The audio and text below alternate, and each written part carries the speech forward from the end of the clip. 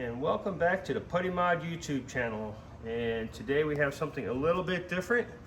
We have this bucket that has gear oil in the bottom of it, and there's a reason for that. Chop, kitty. There you are. What a good baby. Yes. On the bench today, we have a Toyota differential. This is out of a Tundra 2003 model. It's got an ARB air locker in it. Supposedly it has bad bearings in it now. It's howling.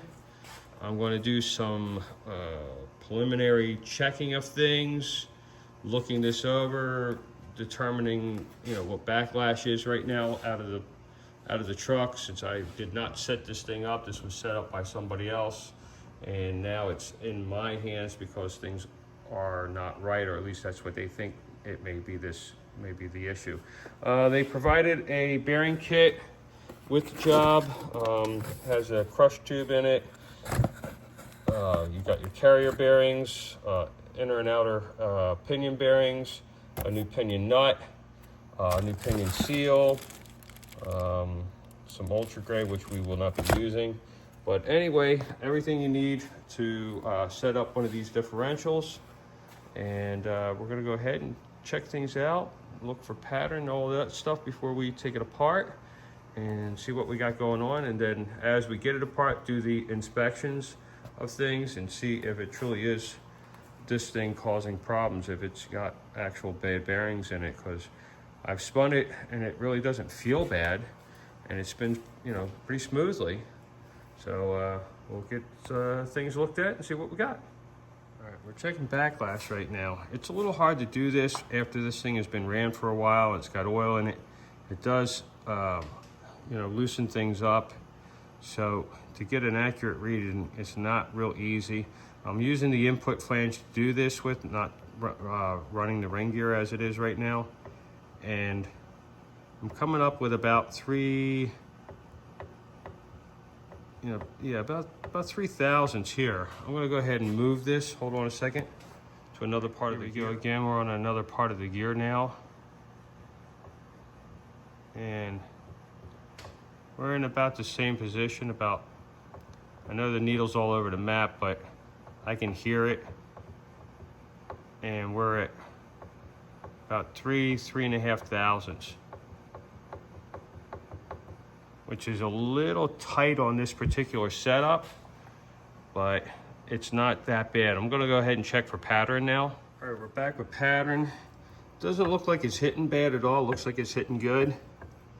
So you got good contact there. All right, next thing we're gonna do is we're gonna start getting it apart and checking out and see what is causing a problem, if anything.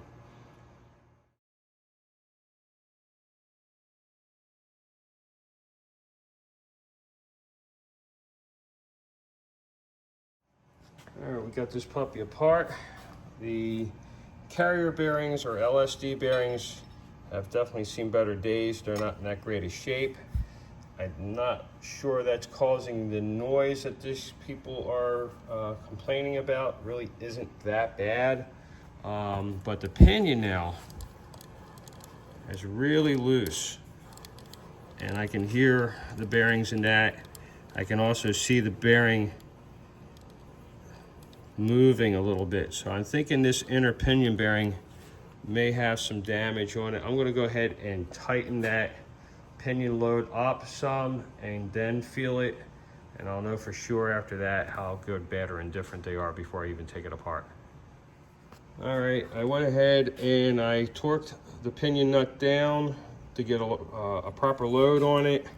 And hold on, I know I'm doing this one-handed, but yeah, the bearings are not great. You can feel a roughness in them. There's a catch, they'll run, and then there's like a heavy load, like a braking torque, and then it goes free. So yeah, these bearings are done. So we're gonna go ahead and replace all the bearings in it, clean everything up real good, reset this differential, and back to Toyota Tundra it goes.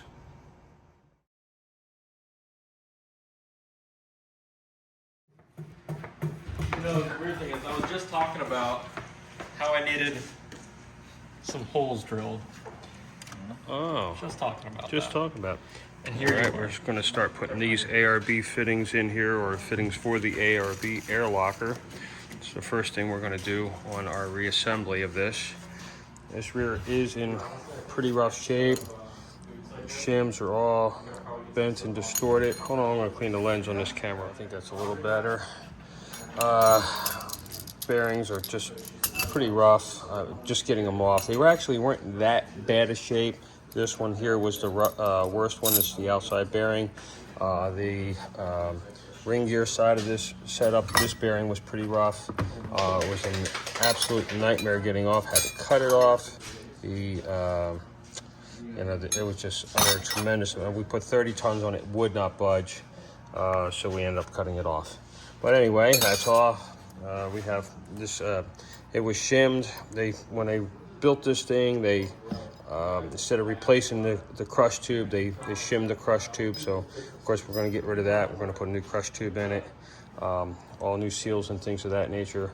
So this thing should be a lot better, or will be a lot better than it was when it came into this shop. That's for sure. All right, let's get started getting all this stuff fitted and pressed in. What we're doing here is we're using the old race as a pusher for the new race.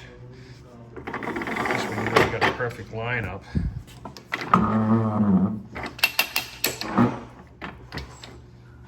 You don't have any trouble.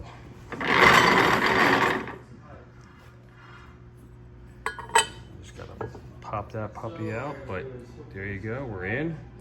And we'll move on to the other side and get the outside bearing pressed, or bearing race pressed in. Yeah, there you go.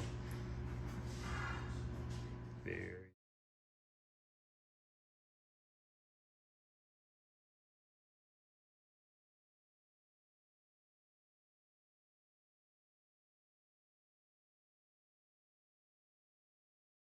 Okay.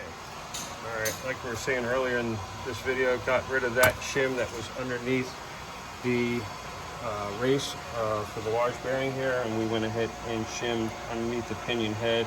A little easier, a little better. If I have to adjust anything, I can just remove that pinion bearing fairly simply now, since I got some room underneath that pinion head to do that, and adjust that shim as necessary. But as it is right now, I'm pretty sure, 99.9% sure I'm right on the money. I'm going to go ahead and put that pinion in. I'm going to do it without the sleeve. I just have it on there for video sakes. This is the new sleeve. All the old stuff is in the box, actually. Everything new is already out. These are our new bearings getting ready. I have to clean this still, the bearing caps. Everything else is clean and ready to go and be pressed together, and go for our first fitment and see what we got. I have the turning torque set here. I'm at about 18 foot-pounds, or I'm sorry, inch-pounds on this flange right now. These are really big bearings. It's a big rear end, so it takes a little bit more load on it. Feels really nice, super smooth, really good. Like I said, here's our brand new sleeve. We're just not there yet. We just have it set up for setup. We're going to go ahead and press our new bearings onto our air lock, and then start setting up that carrier. I'm going to go ahead and press the bearing in using the old race.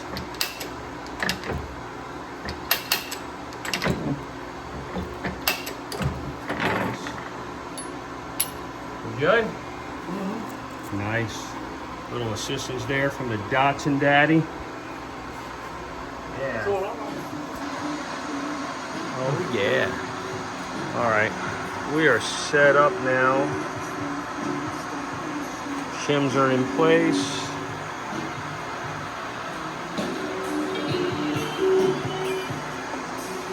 We're going to go ahead and set the bridge now and torque down our bearing cap bolts, and then go ahead and take some measurements and see where we're at. All right, had to do some backlash adjusting because this thing was super wide. It was like 13 thousandths backlash. I've tightened it up now to 4.5, 5 thousandths backlash.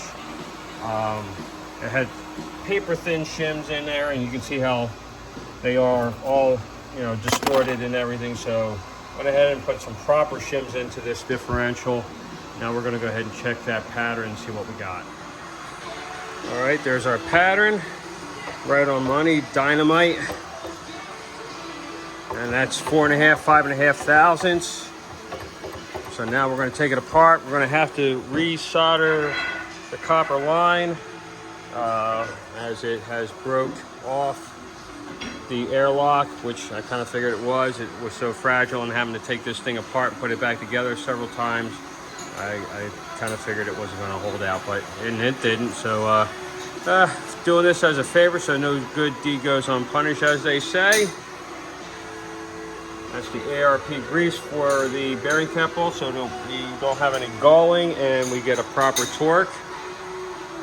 All right, let's get it all apart, set that pinion up for the last time, and then also, get this air locker fixed, this copper line. Yeah, that backlash was way, way off. We got it right now, so this thing's going to be night and day better for this guy. Night and day better. All right, we have final preload set now on our bearings, our pinion bearings here. Right at 18, 19 inch-pounds, where I like to put it at, especially with bearings this big. The nut is staked, everything's marked out. Now we have to repair this.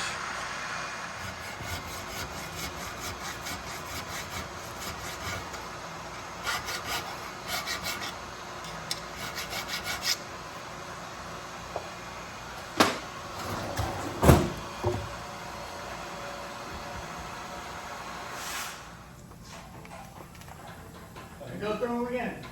Yeah. As you guys know, I own a Subaru. This is all I know. Oh, so much smoke. It's crazy.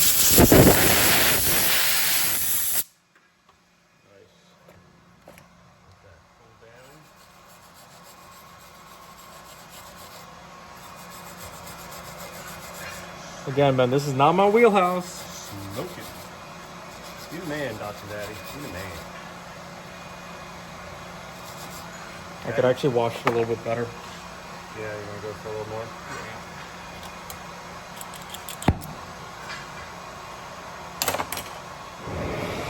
My bad, Ben. Just an iPhone 13. It's all good.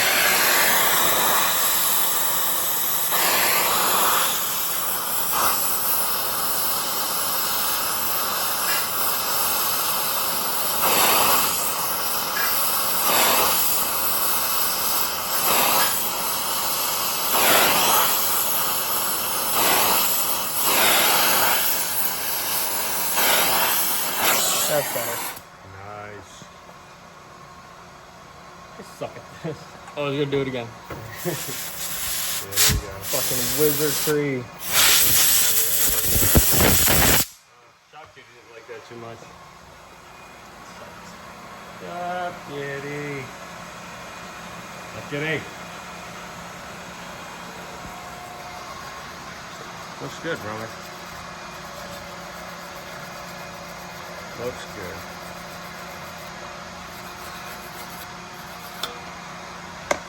Okay. You know what that means? If you moved out there, it'd be close to me. Just me in the middle. You know where we meet? Utah. All right, we're all finished up. Got a great pattern. Nice backlash. Everything's tightened up, all new bearings, new pinion seal, air locker repaired. You know, the line, since it broke, which I guess was inevitable, taking the thing apart. And all the old parts put back in the box, just like new again, only old. All right, well, this one's done. Get back to the S2000 stuff. Done it without Rob from Lou Machine, shameless plug. Check him out also on Instagram. Also Dotson Daddy, AKA Lou Machine. Master machinist. Welder kind of dude. Yeah, it's tasty, right? Thanks for watching. Stay tuned, subscribe, make comments, all that good stuff. This one was a PIA, but it came out nice.